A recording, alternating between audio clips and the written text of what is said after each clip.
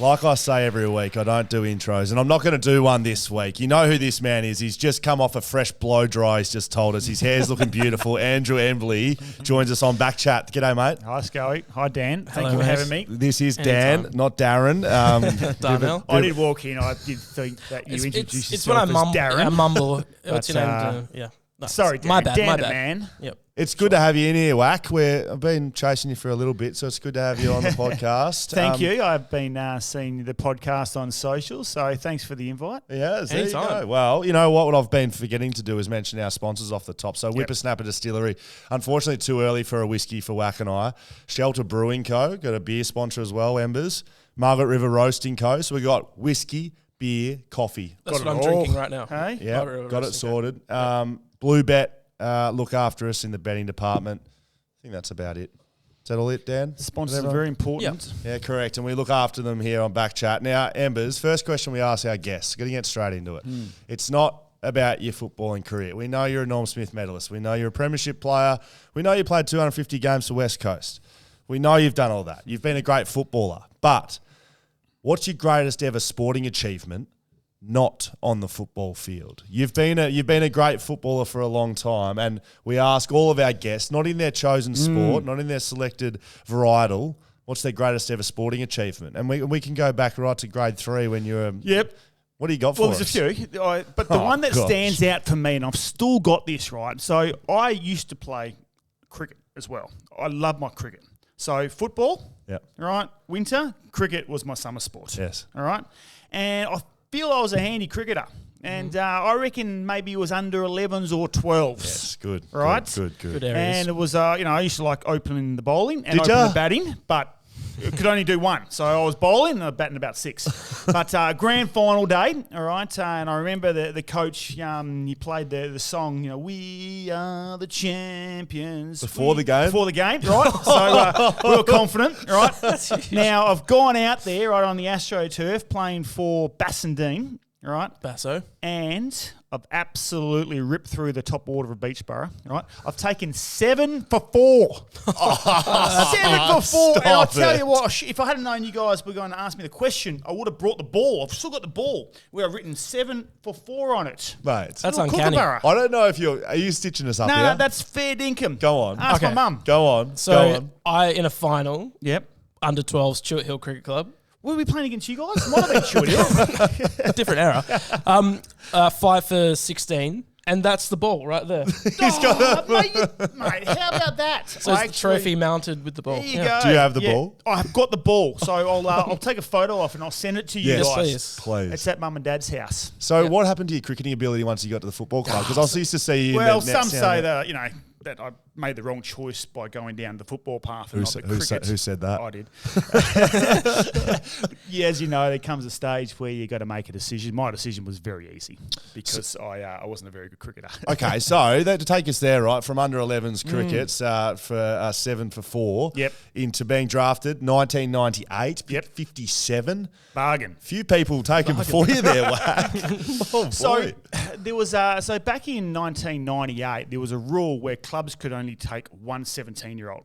So I was a 17-year-old, in that pool heading into that year. Now, from memory, Brisbane were always going to take Des Headland, who was probably the best 17-year-old in the country at the time. Okay, so he went to Brisbane. Justin Longmuir went to Fremantle. So Fremantle took JL as their 16-year-old pick, or 17-year-old pick, right?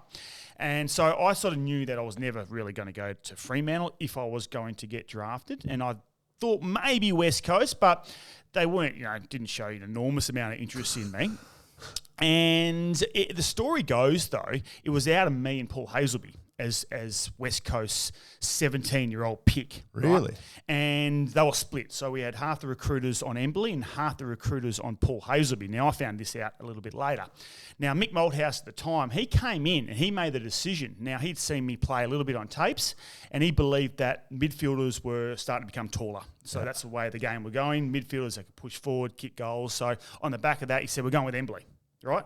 And so West Coast took me at pick 57. Now, Paul Hazelby missed out on that draft, right? Yes. Fast forward the situation a few years later, right? Paul Hazelby had been drafted to Fremantle, right? Won the Rising Star, flying, Yep. right? I'm stinking it up in the waffle, right? And Mick Moldhouse, he pissed off the Collingwood. So he was gone. And West Coast are thinking, wow, geez, I've stitched this right up here. So did Hazelby go the year after you? So he went the year after me. Some big names there. And Des Headland. Yeah. Hazelby, so Mark Embley. McVeigh, he went to Essendon. Cameron Ling, Brendan Favola. They were all sort of 17-year-olds that were taken that year. The one that actually people are a little bit surprised about was Matthew Pavlich. So Matthew Pavlich was the same age, 17. So West Coast could have had Pavlich. So they could have had 16 clubs could have had Matthew Pavlich in 1998. Every single club looked over him. Are you saying West Coast Eagles could have had Matt Pavlich? They could have had Matt Pavlich if they actually had have not got me.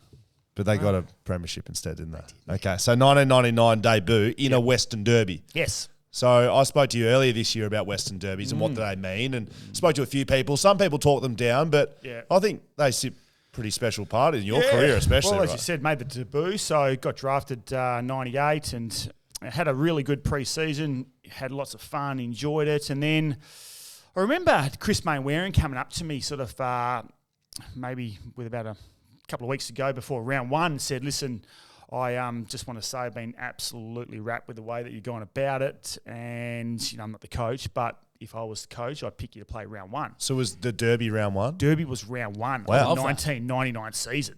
Wow. So I played a couple of little scratch matches and done okay, but and then Mick Moldhouse came up to me, I think on the Wednesday night before round one, and I was just on the boxing bag in the change rooms and giving a bit of a whack, and he came up and he said, are you ready to make your debut?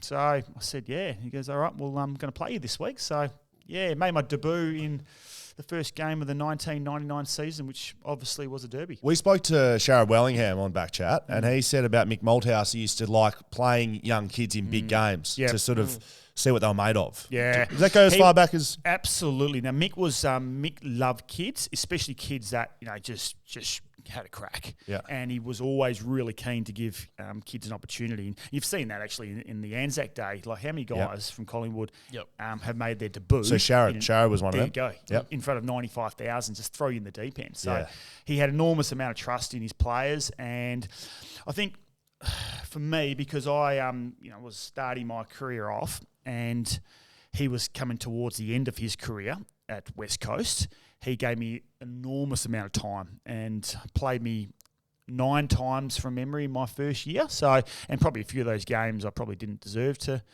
be played. But he gave me an opportunity and I'll forever be grateful for that. Moldhouse also got him there, didn't he, Dan? So he had a bit of pressure if he didn't play. So who were you a fan of growing up?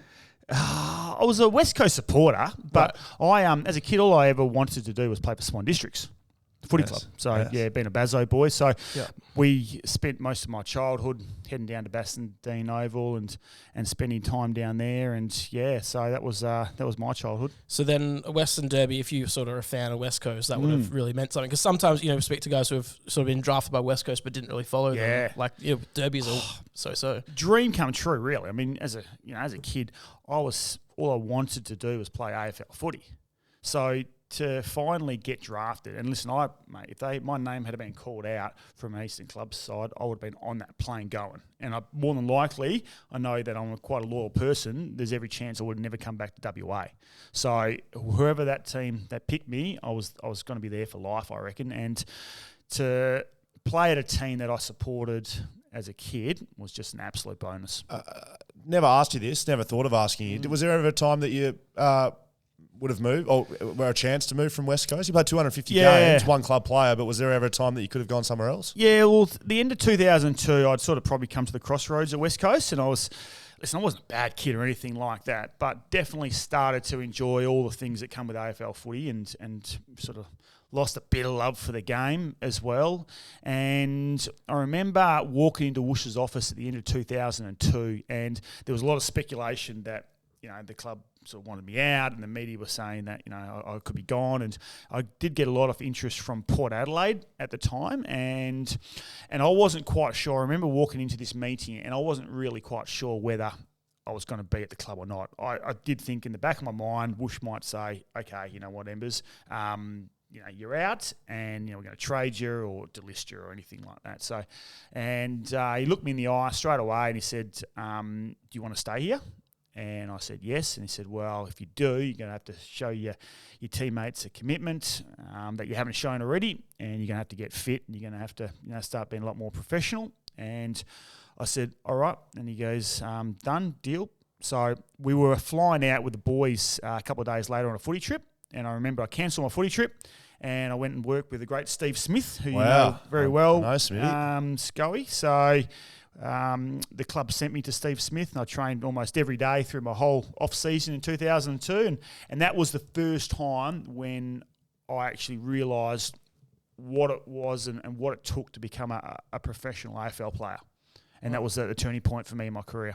So Steve Smith has done stuff like that with Embers. I worked with him, similar circumstance really. I was sort of a bit of a in and out player and wanted to get fitter, so I went and worked with Smitty, boxing, weights, gym, whatever. He just sort of gave you a bit of it's like a personal trainer, right? Personal trainer in the Claremont area. I worked a lot with a lot of the Australian cricketers, Justin Langer, really close mates with him. So that was that used to be lots of fun because, I'd find myself sparring with JL. Who'd win that? He was tough, JL. It was only body shots, but he used to love it. He was just the way he played his cricket and the way that he's been as a character, he was like that in the boxing ring too. All right, so you've mentioned boxing a fair few times already, so let's go to the Demolition Derby. Talk us through that. That's 2001. Yeah. So this is before your 2002 moment. I mean, you obviously got better at boxing because you looked a bit frightened out there in 2001. Mate, I was the youngest kid out in the ground, right? This is the Michael Gardner Pavlich one. Yeah, well, Pavlich started that fight. You see him try to headbutt Michael Gardner's fist in the goal square to begin the game? Come on, Pav. That was unacceptable. Talking about frightened. I would have been very scared out there. Anyway, it was... so the night before, I remember a guy called Craig Callaghan. He was on Fremantle's list, and for some reason I was at the Swan Districts Football Club the night before. Like, not on the drink or anything like that, but I must have had a function. And he came up to me and he said, "Mate, just be wary tomorrow." Like, it's because I knew him from the Bassendean days as well, Craig Callaghan, and he planted the seed that it's going to be on tomorrow. So it was, I think, the second last game of the 2001 season, or 2000 was it? Yeah, 2001. Anyway, it was sometime around then, Charlie.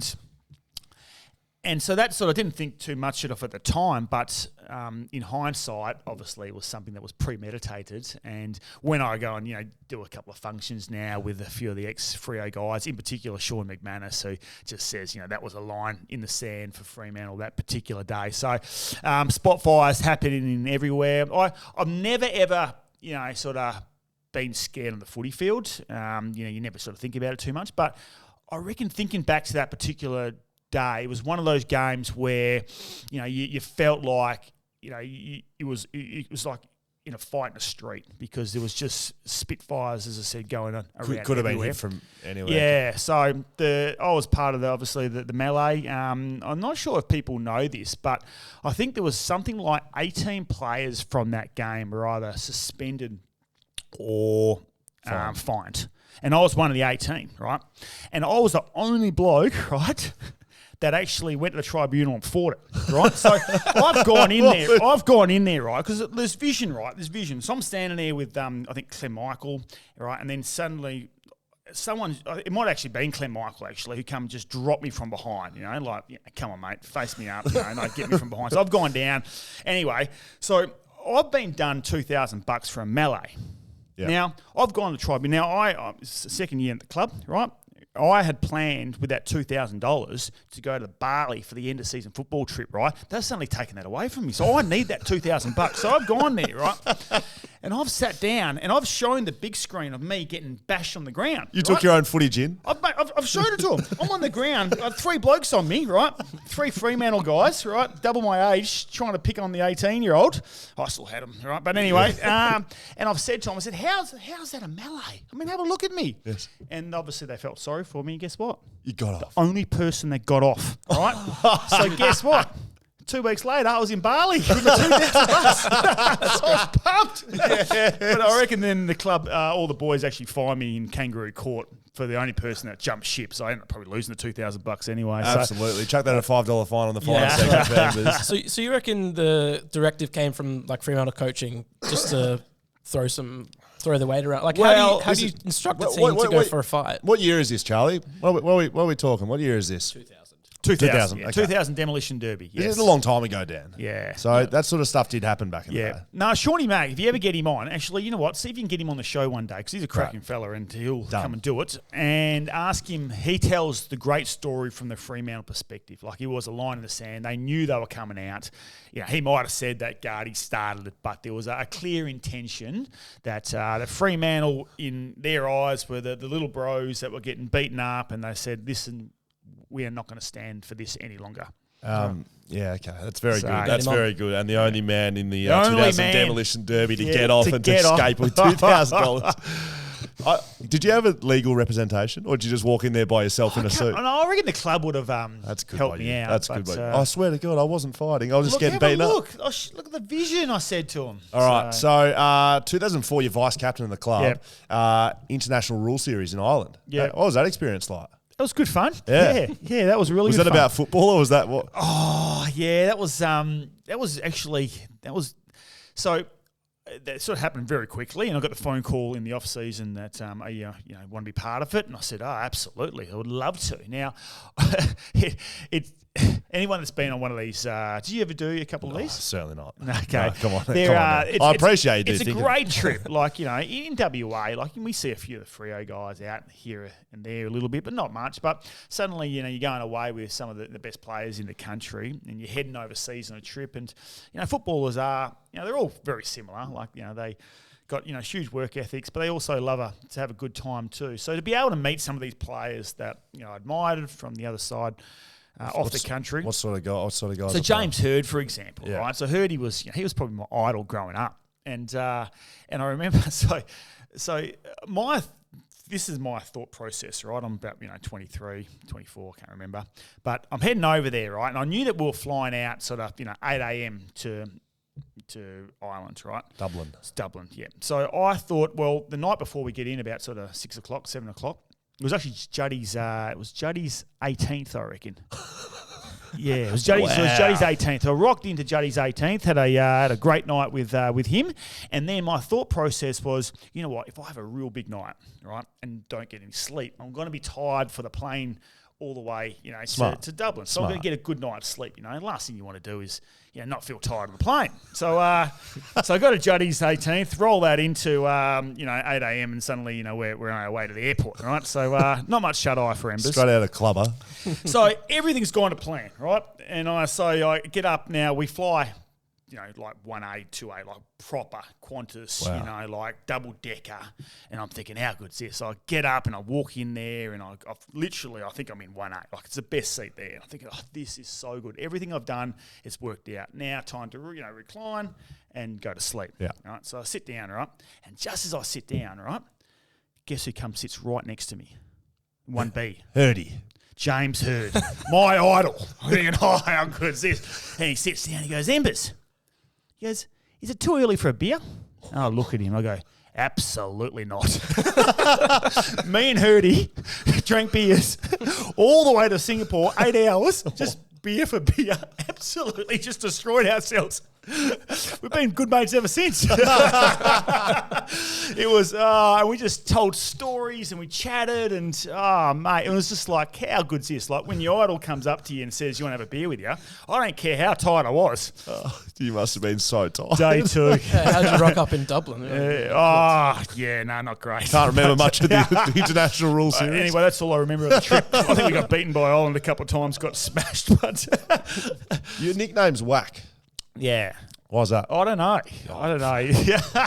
There's a few different rumours about it, but it was one of those ones, I think, just every time I had a couple of beers in the early days, the boys used to think I went a bit sort of wacko on the drink. So it was one of those ones, I think my schoolmates named me, and then one day when I went to the West Coast and suddenly you're out with a few of your schoolmates and, might have been out with a few of my teammates, I said, why do you call him Whack? And as you know, Yep, the nickname sticks. So Mum's not a big fan of it, but it's unfortunately one that sort of stay with me. Your mum's a very, very good lady, so I'm going to back her in for that. Yes. She's Victorian as well. She is Victorian, yes. I knew there was something good about her. Now, okay, so I'm just trying to lead into this. So we go to Europe, the International Rule Series. We do the your nicknames whack. 2005. Yep. West Coast go to London for a game. Yeah. Is that right? Or was it 4? Yeah, 5. 2005. After we lost the grand final. Yeah. So I'll come back to the losing grand final, but Yeah. 2005 you find yourself in London for an exhibition match against Fremantle Dockers. Were you playing? No, listen, I wasn't playing. So what happened was we had our footy trip, and then at the end of the football trip, we had the exhibition game against the Fremantle Dockers. And so, as you can imagine, 4 days into your trip, I'm not really that keen to play a game at the end of it. So I say to Whoosh, listen, Whoosh, my hammy's a little bit tight from the grand final, and considering we've got round 1 in about 4 months' time, like I think I'd probably be best interest to miss the game. 4 months. Yeah. So a few things I remember happened that morning. I went so Juddy and I decided, because Juddy wasn't playing either, so we decided to go for a bit of a run, around the streets of London, just to feel like that we'd sort of done our bit as well. Yeah. So we started cruising around, Anyway, sort of about 200 metres in, like I'm literally started to, But the only thing that got me through this run, right, was the fact that Juddy, won the Brownlow a couple of years before. All-star. Won a Norm Smith medal. Yes. Like, he's breathing very heavily too. So, I'm thinking on the back of 4 or 5 days in London, we're struggling. And anyway, we sort of finally, got back to the hotel, and I didn't really think too much of it, but I was completely stuffed. But got through because I knew that Juddy was hurting too. A couple of months later, I spoke to Juddy about it, and I said, "Oh, mate, how about that hard run that we did in London that day?" And he goes, "Mate, that wasn't hard." I said, "Mate, you were breathing pretty heavily." He looked at me, he goes, "Embers," he said, "I looked at you and I could see you were struggling so bad. I just started breathing heavily just to make you feel good." And that's the day when I realised Chris Judd was a bloody good team player. Yeah, so anyway. Game though, right? That game turns into a demolition derby. Yeah. So I'm sitting so that particular game, right? I'm in the box, right, with Cuzzy. So me and Cuzzy are sitting in Ellen Bond. In his box, Bondi, Yes. the Bondi. So he must have been living in London at the time. Somehow we're ended up his box, drinking champagne, caviar, watching this demolition derby. Now, we must have had a couple in the box. So I didn't really sort of realise what was going on. And then at the end of the game, right, I've sort of gone down to the change rooms to see all the boys. And Whoosh is going mad, like completely mad. I said, "Whoosh, what's wrong?" And anyway, so he's just, I said, who do you want me to get? Anyway, Ryan Crowley's name just pops up, right? So I go, all right, done. I'm going to go get him, right? So Didn't even know what had happened. Didn't even know what happened, right? So I'm going, all right, well, I'm fine. So anyway, so I went outside looking for a Crowley, right? Fremantle's bus is right there, right? I've gone up, right, and I've tried to get up on Fremantle's bus. Ryan Crowley tells the story too quite well. Now, Anthony Grover, he can go. Right? And big man. And big man, right? I remember he grabbed me on the shoulder. He's going, "Mate, have a look around, like 25v1. I said, you got no chance, right? So I said, "I'll get you next time, Krause." Yeah, so anyway, thank goodness, nothing sort of happened there. But Krause was one of those guys that I just absolutely hated. Like we had some real big barneys on the field. Verbally we used to attack each other a lot. We had no time for him. But I must admit, since finishing my football career, he's actually a really, really nice guy. So we get on really well. It's funny, hey, I'm the same. Yeah. I used to hate him because he used to be the antagonist, right? He was like the Frio one you hated. Oh, that's right. He's Stephen Dodd, actually a very, Hayden very nice Valentine, guy. they're all actually good fellas. Bella's good bloke. Did he end up playing at Swan Districts as well? He did, yeah. Yeah, so that sweetened it Bit for of a you. connection. Yeah. There you go. So 2005, that London game. I also heard a rumour on this podcast that you were out on the Oval post game playing kick to kick with families and tackling people and shirt fronting people. Is that potentially correct? Believe nothing what you hear, only half what you see. Sam Butler. Sam Butler. Courtesy of Sam Butler. 2005 losing grand final. Yep. What memories do you have of playing in a losing grand final? We've done a lot of stories, but from a footy sense. Yeah. It happened really quickly for us, 2005. So we played finals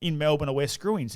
And then last minute I decide, white's faster because my screw-in's black. I've got to wear the white boots, right? Because, it's a beautiful day. I'm just going to go for it. Yes. So wore the white boots and felt fast. Really? Yeah. Did you warm up in the screw-ins and thought, can't do this? I don't think I warm up in the screw-ins, but I definitely had the screw-ins on at one stage. Clomping around in the rooms, the screw-ins. But also, the screw-ins, I'm pretty sure were the screw-ins I wore in the 2005 Grand Final. So it was like, you know what, not sure if I should be wearing those again. That's back in the Puma Kings days as well. You would have been in the Puma Kings. Everyone was in the Puma Kings. We were loving the Pumas. Everyone in the competition wore Puma Kings. Mate, everyone. It was either Puma Kings or the Adidas with the three white stripes. Yes. Yeah, they were sponsored by Adidas back then, but they were the only two boots. Predators, maybe. And then I remember specifically a Puma presentation at the club. Puma were West Coast's biggest sponsors. Yep. And the crews rolled in, and I won't say it wasn't. They've rolled in and they've got a presentation, and they said, "Oh, these are the new boots. We're scrapping the Kings." And there was audible absolute hatred from the crowd there. We're talking about Juddy, Embers, Coxie, everyone wore them.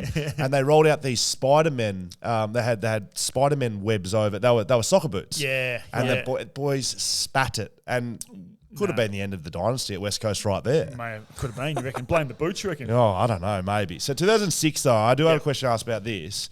I remember distinctly through my career talking about a period leading into 2006 finals that you credited with the ability to have a good final series. Did you get injured late in the year and you had a running block? Yeah, you just reminded me then. Yeah, so Matthew Pavlich in a derby about round 21, 22 lined me up and ended up doing my AC. Yeah. And I remember, going through that. So it happened in the first quarter, and then at halftime, I said to the doc, I said, mate, my shoulder is absolutely stuffed. And I looked at it and I've done my AC. So I didn't actually know how long I was going to be out for, but I ended up missing the last game of the season and the first final. And they sort of said it was going to be between sort of 2 and 4 week injury, which in the back of my mind, I knew that, okay, you know what? I can run and I can get myself fit and I'm going to be ready. And I remember, I'm not a big guy that writes down big goals or anything like that, but I do remember a piece of paper and I wrote down something like, I've been in this position before. I know what to expect and I know what I need to do to get myself right. Everything I do between now and grand final day will help me play my role in winning this year's grand final. And I put it next to my bed, and every night I went to bed, I looked at it, woke up, looked at it, and then just went and just trained. And I just ran. And in hindsight, without doubt, it was the best thing that happened to me, because probably at the time, and you know what it's like, everyone saw at the end of the year, everyone's, just doing what you can, but everyone's on the even playing field. Yeah. And I was literally running on the spot. And it wasn't until having those 2 weeks off where it just gave my body an opportunity to refresh. And we played the first final against Sydney. Absolute cracking game. I missed that game of footy. West Coast lost. We lost to the Sydney Swans. So that meant that obviously Sydney went and got a home prelim. And in an ideal world, I probably would have missed the next week, but it's do and die. So, so I played against the Western Bulldogs in that final, and we just came out there and just destroyed the Dogs. It was Western Bulldogs were the only Victorian team to beat us that year in Perth. So I remember thinking, like, geez, we can't go out in straight set. So I put together cracking game as a side, knocked them off, and then we're off to Adelaide in a prelim. And a lot of people, wouldn't know this, but in my opinion, the best game I've ever been involved in my life was a 2006 prelim final. Better than the grand final, because at half time, we'd kicked 2 goals and we were down by sort of 4 or 5 goals against Adelaide. In Adelaide, like the crowd just loud as anything, and to be down by that much, not finding a way to score goals, and second half come out and put together the best second half of footy that I've ever been a part of, and suddenly you're into a grand final on the back of a huge comeback win in a prelim. It's just, we felt like as a group we were ready.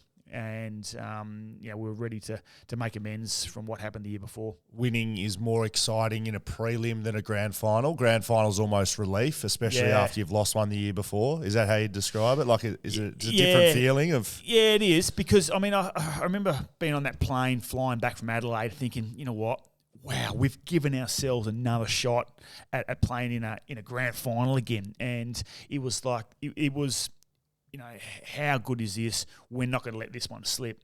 And I remember thinking to myself too, we played Sydney obviously a couple of weeks before they knocked us off, but in that particular game, I didn't play, Daniel Kerr didn't play, Ash Hansen didn't play, and I feel there might have been another. And I thought, you know what, we lost by a point, 1 point in that game. I felt these three inclusions could probably make the difference up of a point. So I felt really confident heading into it. Yeah. But as you know, grand final day, it's they're not easy to win. Correct. That 1 point sort of was the theme of your rivalry with Sydney over those 2 years. So, before the 06 grand final, it was I mean, matter of even after the first game in 2007 was. That's right. I think it was like an average of 3 points or something over those. So 05 qualifying final, West Coast win by 4 points. That's right. Yep. Sydney win the grand final by 4 points. Yep. A few weeks later, Yes. 06 West Coast lose the qualifying final by a point. West Coast win the grand final by a point. Yes. And then round 1, 2007.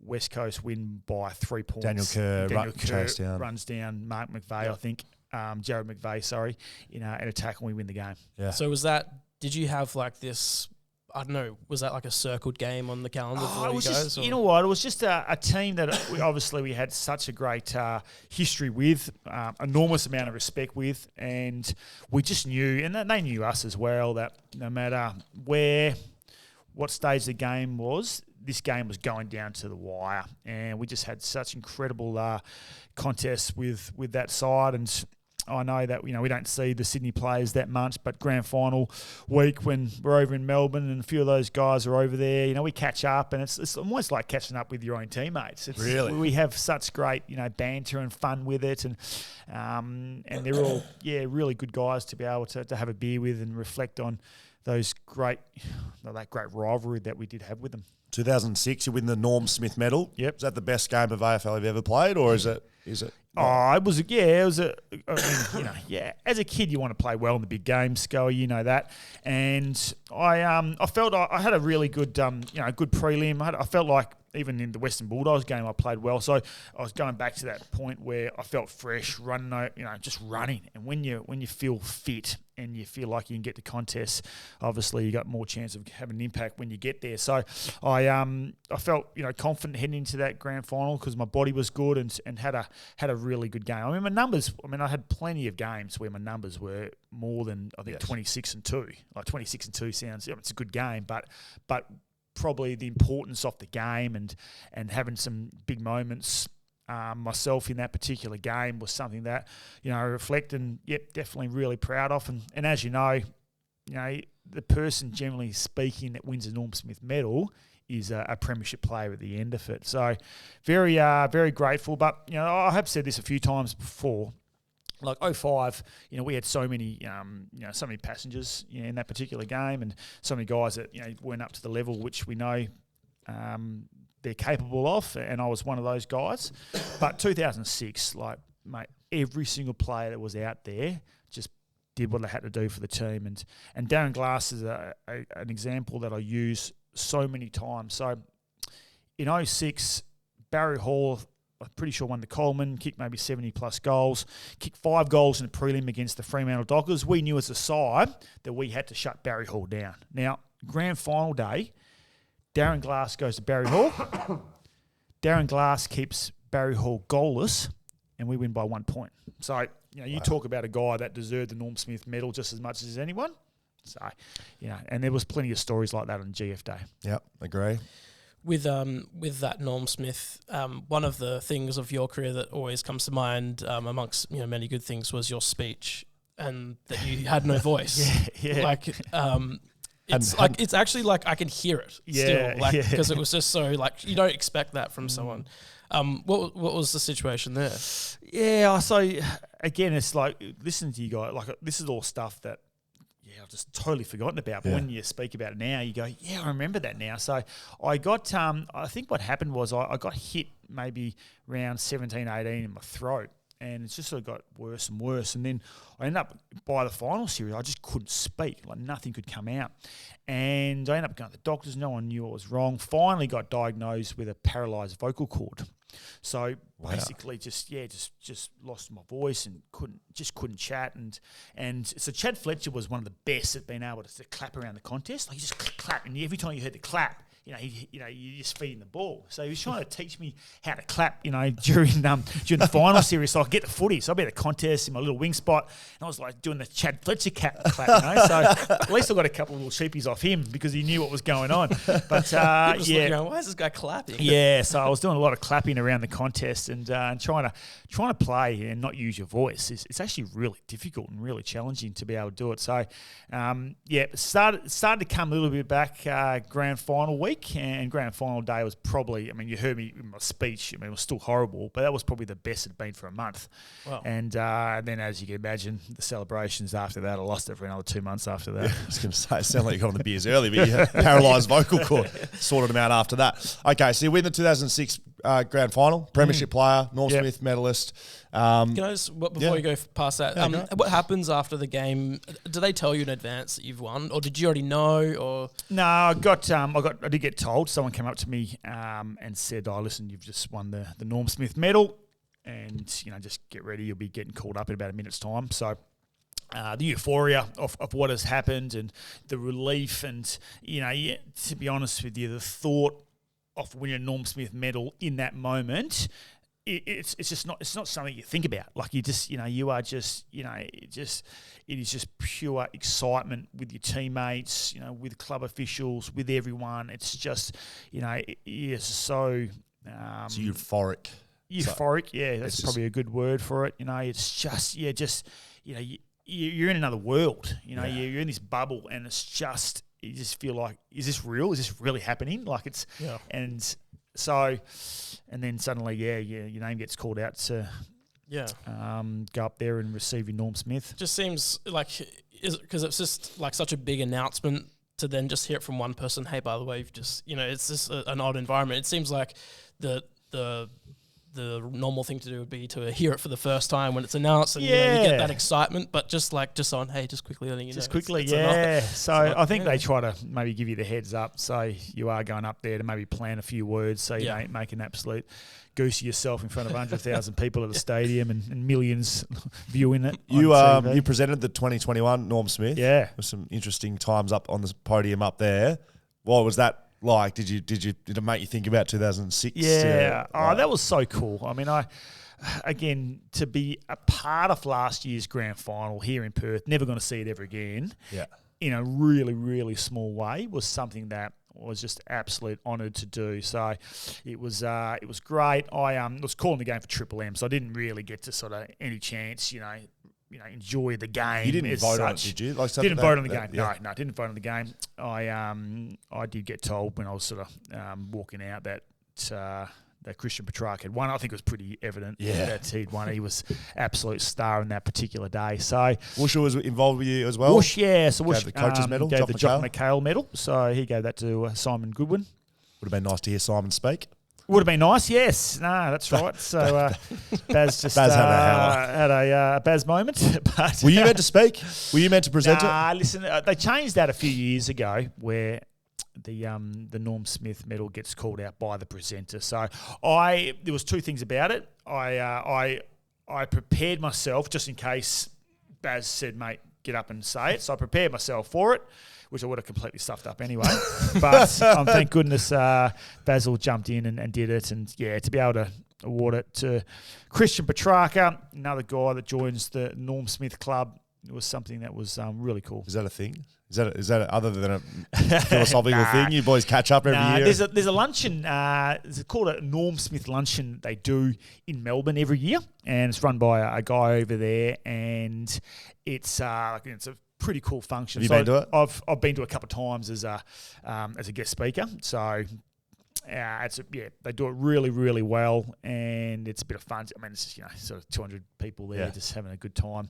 Kevin Bartlett, he's very, very good. He MCs it. And I think last year, a couple of years ago, I did it with Wayne Carey, Dane Swan. Obviously, weren't Norm Smith medals, but they just, get a few guys there along. Stories. Yeah, a few stories, bit of fun. Now, a bit more serious. So you win 2006 premiership, Norm Smith, but the club doesn't win another one with you in it. Do you look back on that period of time and think it should have been a dynasty? Because we've seen Geelong, we've seen Richmond, we've seen Melbourne are starting to go towards it. Hawthorn, of course, repeat. You say that you're not one that's like, at least I won one. You would like to have won more. Would have been nice to. I mean, our best chance was 05, 06, and one each there. 2007, things were probably starting to. You can see there's a few cracks starting to appear, within the four walls of the football club, and but the timing of it all, whilst we still finished in the top four in 2007. We, Juddy was on one leg, so I think he had OP, so he's our best player, and he's not out there. Daniel Kerr was struggling with injury. Cuzzy had, he had a few issues as well through 2007, which is obviously well publicised, and came back and ended up doing his hammy in a final, in the first final. So he was, even if we had got through, he was out, done. So the timing off it all was probably not great, and unfortunately, got knocked out in straight sets in 2007. We got beaten by Port Adelaide, nearly pinched that one, and that would have probably given us a home prelim, obviously, and then probably another grand final appearance. But the Cats were pretty super in 2007. 2007 was my first year. Yep. So I got to the club at the end of 2006 and walked into this elite environment of training, right? But then clearly there was other things happening off the field that was pretty well publicised. But one thing I do remember that you were directly involved with was a dust up with Chicky at the club. I wanted to speak about it because I was there. Yeah. I was at the club when it happened. There wasn't many people there. No, okay. So basically it was on a day off, right? And I'll let Embers tell this story, however you want to get into it. But the young boys at the time, and this is a first-year player, used to come in on the day off and do weights. I was still trying to get a chin up without getting some help and trying to do a bench press of 60 kilos. And we were all in there working out. So I was in the gym.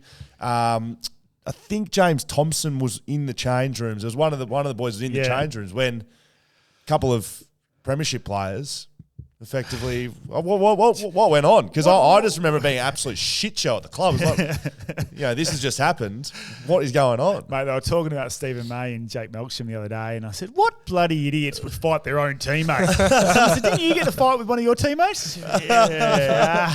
I think we're starting to unravel a little bit at West Coast, and I remember this particular day, I was getting a massage. It was a Monday, I was getting a massage in the nude, right, and lying down, and Chicky just comes in, right, and just starts throwing haymakers, just whacking me. I'm going, what the, anyway, so a few guys have pulled him all off, and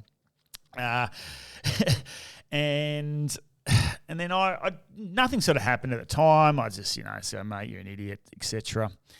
And then I went home that night, and I remember I called Curry, and I said, mate, he said, don't worry about it. Let's go out for dinner. We'll have a couple and we'll just, forget about it. So I went out for dinner with Daniel and sort of had a couple and a couple more and a couple more. So it was a Monday, and then day off was a Tuesday. Yep.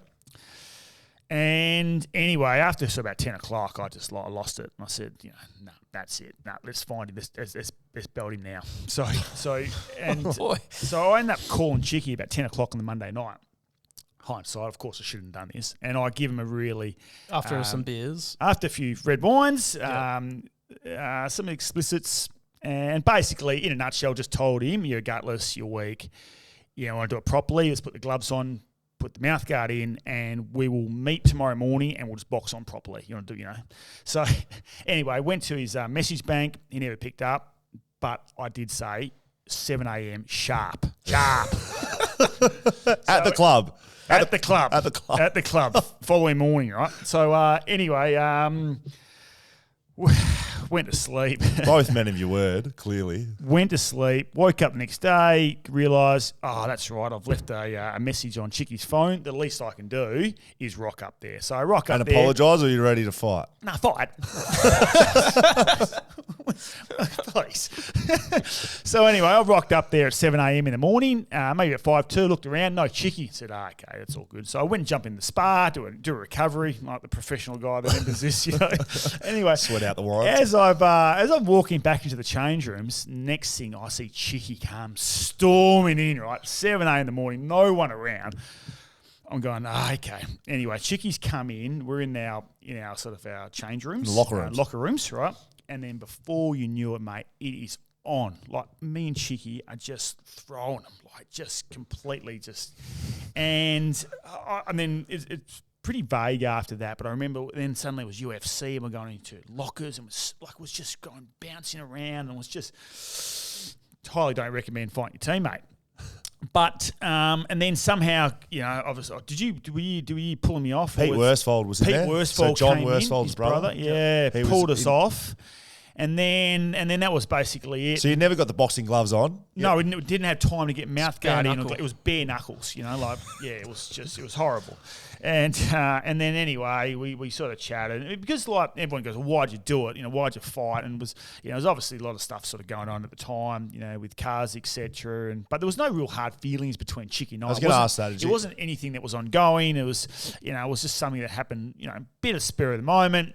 Chicky thought I was a bit of a copper, and telling everyone. I said, mate, come on, if I'm the copper, please.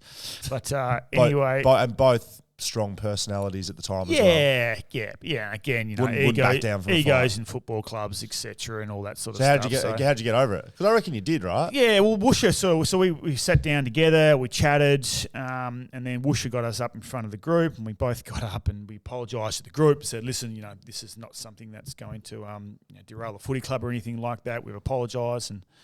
I remember Whoosh, and then it was a bit awkward. It was a bit awkward, So, and then Whoosh, he sits there and he goes, "So who won the fight?" And I'm looking at Chicky, and he's looking at me, and sort of, a bit sheepish, tail between our legs. And then none of us answered the question. And Whoosh said, "Well, judging by the fact there's no bruises on both ears, it must have been a pretty shit fight."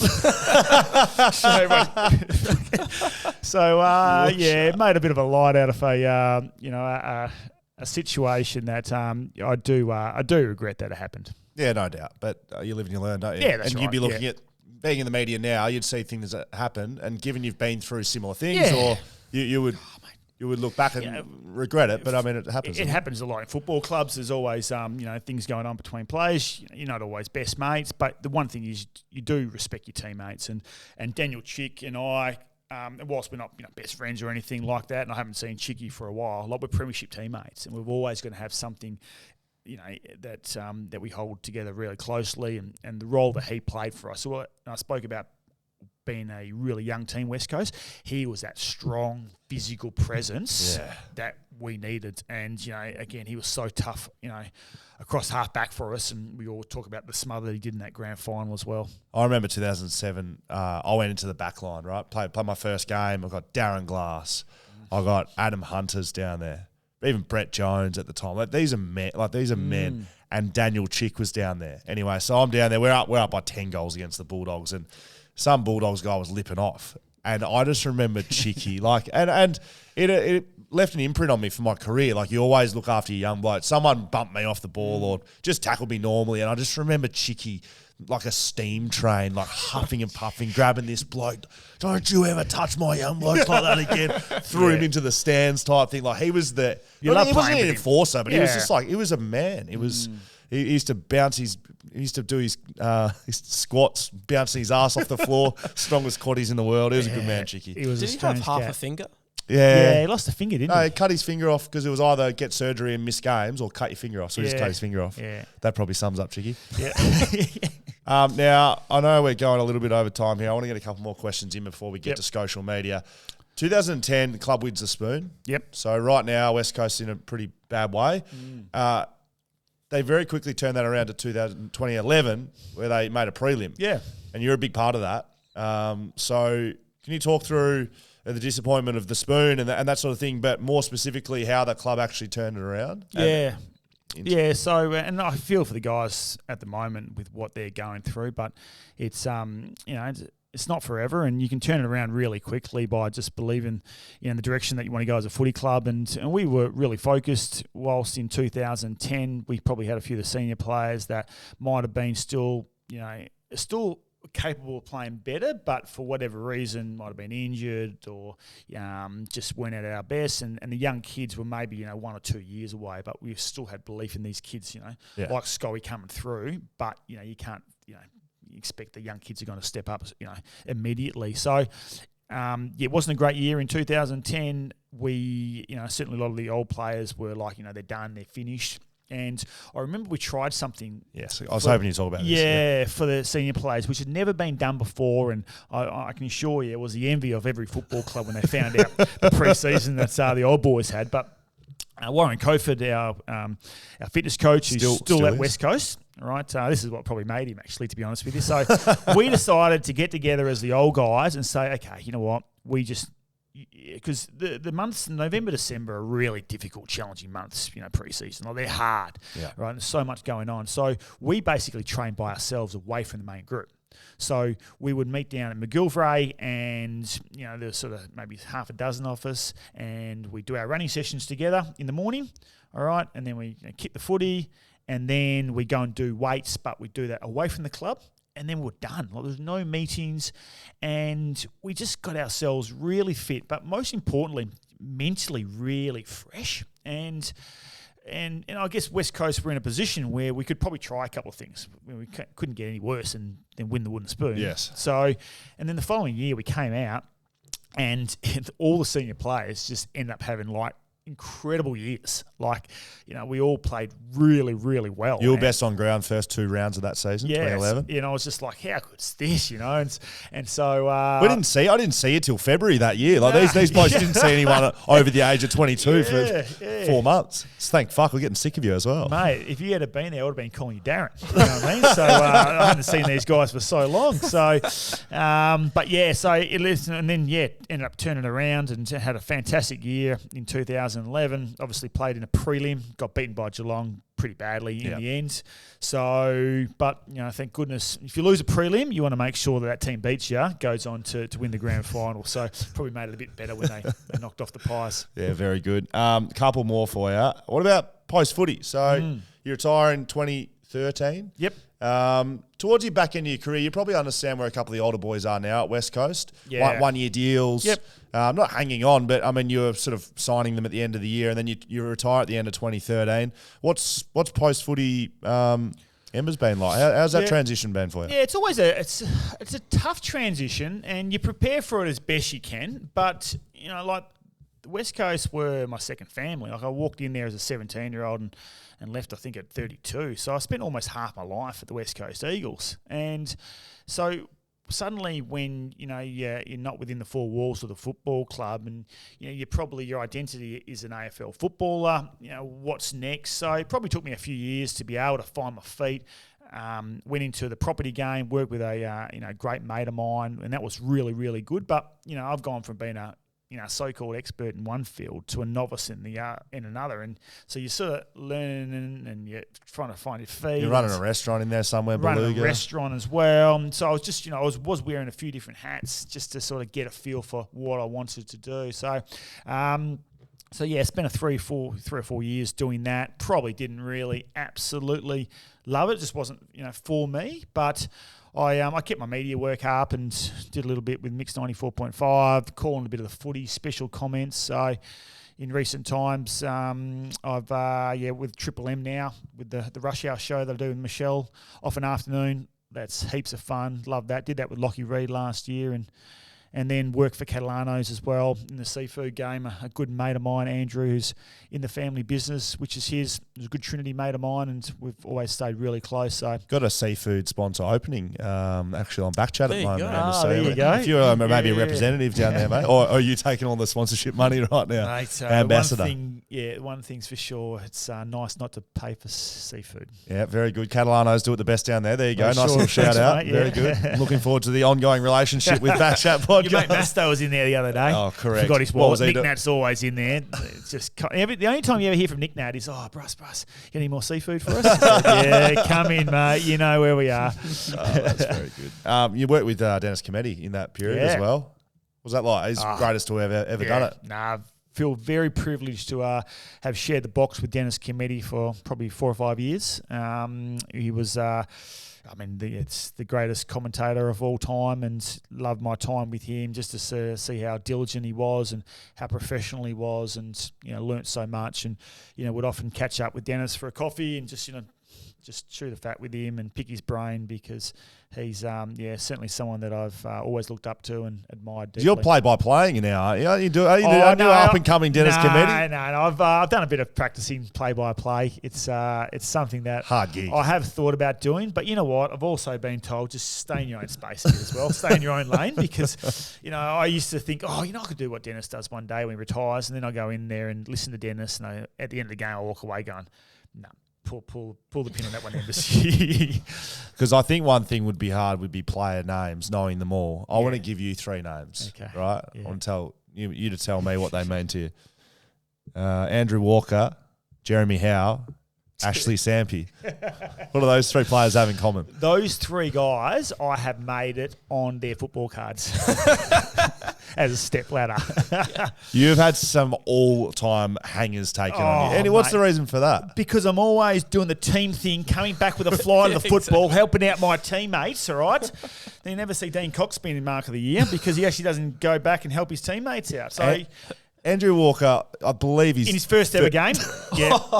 He's had 30 and taken one of the marks of the century on your head. Yeah, out of sight Optus Oval there in Carlton. Yeah, fair to say I copped it from that Carlton crowd after that. Jeremy Howe, Howe's taken a few.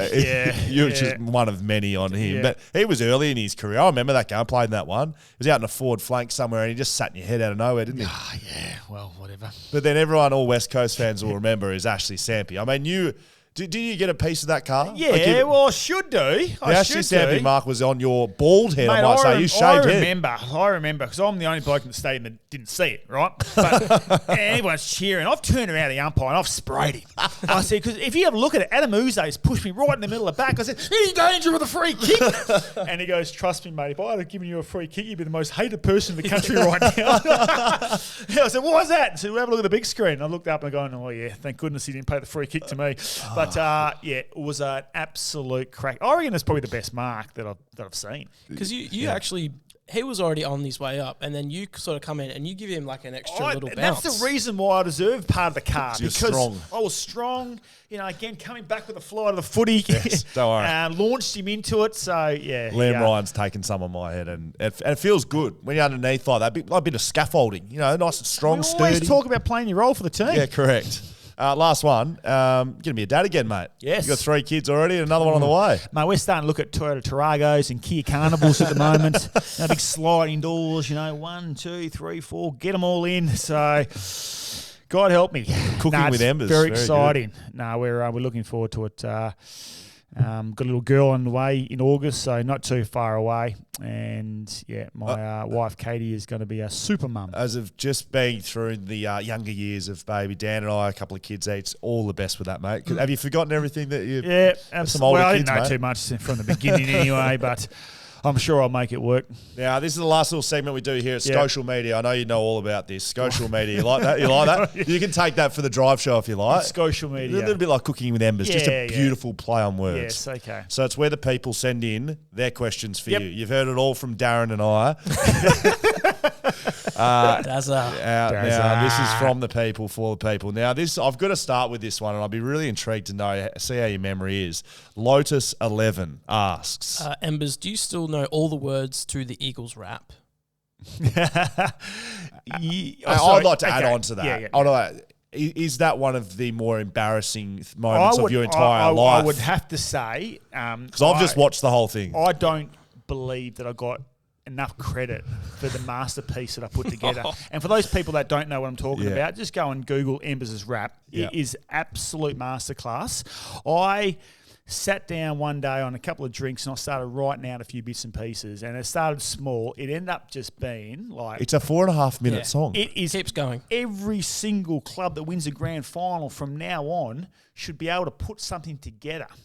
I remember running into Tommy Liberatore and Luke Dalhouse. They were fans, were they? In Vietnam after they won the grand final. We're staying at the same hotel. So we're going to drink with them. And I told them what I'd done in 06, right? And I sat them down. I said, this is what you boys got to do. Got to make a rap. It's all about the rap now, you know? And I tell you what, I had them, like, they would sit there going, this is the best thing we've ever heard. Still get to see the Western Bulldogs rap from 2016, mate. I reckon they might have had it. Honestly, I think it could be the worst thing I've ever seen. I actually, it is absolute. It's a disgrace. Every single player that played in that game got a mention. Yeah, if you go through it, it doesn't rhyme. It doesn't have to rhyme. It goes out of time a bit. How long did it take you to put together? I'd say 9 out of 10. I reckon months, because I was around you at the time. Yeah. You were putting that together for a long time. Yeah. So you've spent a bit of time. I was going through a separation at the time. I reckon if I put as much work into the separation as I did for the rap, that's very things good. might have been different. Okay, all right. Steve-O Stales. If you didn't win the Norm Smith, who do you believe would have clinched it that year? Well, if you ask Coxie, yes, right? So Coxie reckons he's the only person in history to be a two-time runner-up Norm Smith medal. He reckons Juddy cost him one in 05 and I cost him one in 06. All right. Well, that's in the raps. That _J_Jaden has something just for that. Is it true Coxie said you only ever played one good career game in 06 Yep, Grand Final? every single time we're having a beer together, he goes, oh, Embers, you only played one good game. True? And it says true or false. That's what I said to him, you know what, Dean, if that's true, what a bloody good day to do it. yeah, correct. Good time. What about Liam _Murphy01? Haven't heard this one before, Are actually. these actually real people, or is this what you guys are sending through? This is Liam I don't have time for _Murphy. that. These are Good on you, Liam. Unlike you, we've got fans on this show, Embers. You claimed you touched Ryan O'Keefe's goal late in the 2006 Grand Final. Yeah. Do you remember if you did? Yeah, I feel like I did. would it have shown up on the review? Well, I'm not sure. Like, I'd love to speak to Sean Dempster one day, because I reckon I felt and heard the noise as well and went through our hands, but I've never spoken to him about it. So I'd love to know what he thought about it as well. And it was called a goal. It was called a goal. It would have been hard. I reckon it would have been hard to overrule. Did you see my finger go back though on the replay? We'll have a look. So I was touched. Well, I feel like it was. All right. Shane Haddo. Oh, my voice is gone. Who was better, Judd or Ablett? I mean, different, because I obviously didn't play with Ablett or anything like Ablett that. Senior or junior, do you think? Juddy was incredible. I do get asked a lot about Juddy and Cuz a lot, and as much as they were absolute genuine stars, I'm probably a little bit different with the way that they played as well. Yeah. Juddy was incredible. I think we definitely saw the best of him at West Coast. Juddy was that first midfielder, that explosive midfielder that from a standing start could just actually get to full pace so quickly and then break tackles and kick goals. So he was a goal-kicking forward. In 2006, I think Jody and I both kicked 30-plus goals as midfielders. Wow. Lynchy, I think from memory, I have to go back, but I reckon Jody and I kicked the same amount of goals in 2006, and we came second in the goal kicking. So, and Jody was on ball doing this. Yeah. And never spending time forward, where I actually went forward and spent time. So to kick 30-plus goals as a genuine midfielder, you don't see midfielders do that anymore. Tim.Mull. As someone that can actually cook, what's your take on the abomination of the fillet-o-fish? No, I didn't know that was coming until I read the words fillet-o-fish. There you go. Where do you sit on a fillet-o-fish, mate? Listen, I got into a fillet-o-fish for a little small time there. Did you? Yeah, very good. I did. I had a couple. I think it's quite for a processed burger. It's actually not. It's quite tasty. Yeah, very good. You are absolutely kidding me. I think, as I said, for a processed burger. I mean, this is not fish that's come from the Indian Ocean or anything like Catalanos. that. No, it's not a Catalano seafood. No. Absolutely not. No. Is it seafood? Do you think it is seafood? Is it proven? It's processed crap, but it tastes all right. That's just the mayonnaise maybe that goes through it. Oh, lots of it. Oh, that's so steamed disappointing. bun. Apart from, we got about 3 questions left. Apart from that, this has been a really good interview. That's Mind you, every single time I had a fillet-o-fish is probably after 30 beers, so anything tastes pretty good. Fresh_sports_collection. What's your favourite football jumper style / design that you wore during your career? The one behind you, I reckon, the bit awkward one. Can you see that? We can. The ochre. I say ochre all the time. Okay, is it ochre? Yeah. Nah. Nobody knows. We brought that out, I think, for a couple of years there. and I think it sold really well. I mean, kids loved it, right? But I don't think it was through sort of 2000, 2001 when we lost a lot of games. So my memories of wearing that jumper was not great. But the jumpers that obviously you boys wore in the 2018 Grand Final, yes, in the 2006, we didn't wear that jumper a lot. That all blue. Yeah. And Cuzzy, every time we were in that jumper, we might have worn it 3 or 4 times in 2006. He said, "We're a 10% better team in this jumper," and we used to just believe that we're a better team in it. So really? I used to love wearing that all blue. It's like the Michael's Secret Stuff water from that Michael Jordan movie with the Looney Tunes in it. Space Jam? Space Jam, yeah. Okay. Anyways, keep Last question from W Schofield _31. I'm slipping one in here. Bailey Smith, Ben Cousins.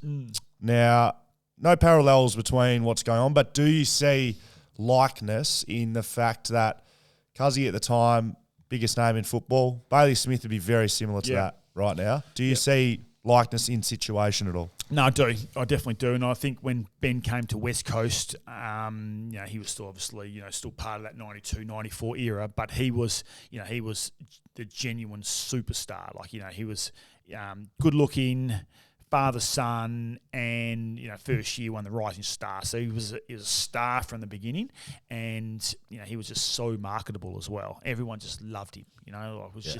And he was even he was at the club maybe 4 years before I came, but I remember Ben Cousins was just the biggest name in WA, and we're seeing a lot with that with young Bailey Smith at the moment. So I do feel for Bailey. He's basically been put up on a pedestal there at the Western Bulldogs. He's a marketing guru. People love him. Plus social media. Social media. No social media when we Cousins didn't have any of that sort of stuff. So it is a little bit different. So he just obviously needs a really strong team around him now to be able to support him through what's going to be a challenging time. Is that how you'd help? Like a team or people? You need people around you, but he's 20 years of age. Yeah. Like that's so difficult.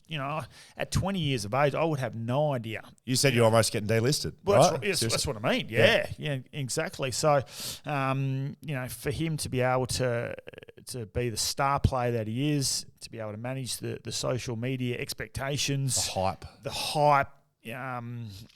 It's going to be very, very difficult for him, I think. But I definitely wish him all the best. All right, Embers, that's it. Done and dusted. We need your picture. Oh, no, we need your actual cricket ball, please. Yep, if you've got that in a box somewhere, I want to put it up here. You know what? Why don't you guys have it for a while? I'll keep it there. It will never be lost. Okay, I'll look after you. I'll give it to you guys. Yep. Thank you very much. Is it on a cool trophy or is it just a bowl? I think it's, just a bowl. I'll see if I can find something for you. We can mount it. You know what? What were your bowling figures again? 5 for 16. All right, we'll get rid of that. 7 for 4. We'll put mine there. Very good. That is BackChat done and dusted. You know where to find us on social media. BackChat __ across all socials, Insta, Twitter, and TikTok. You can send us an email, hello@backchatpodcast.com.au. You can find us on the website, backchatpodcast.com.au. If you are listening, you can watch us on YouTube. We've got our own YouTube channel, Embers. Jeez, do you? Yeah, you can find us over there. I know you're a big watcher of that, so you can find us over there at BackChat. Find us on Reddit. I'm pretty sure we do some stuff over there still. Who knows? Dan runs that. Yep. Thanks to our sponsors, Margaret River Roasting Co., Shelter Brewing Co., Whippersnapper Distillery, Bluebet, and anyone else who looks after us, our Patreons, our patrons, our people that support the podcast. We love you. Look out for those discount codes. There are some of them floating out there. And, Embers, for your time, we're going to get you either some beer, some whiskey, some coffee, or a Flag Mantle T-shirt that we've just released. So we'll get you one of those. Flag Mantle T-shirt. Will you? Yeah, great. Very good. Well done, Andrew Embley. Done and dusted. BackChat. Bye-bye.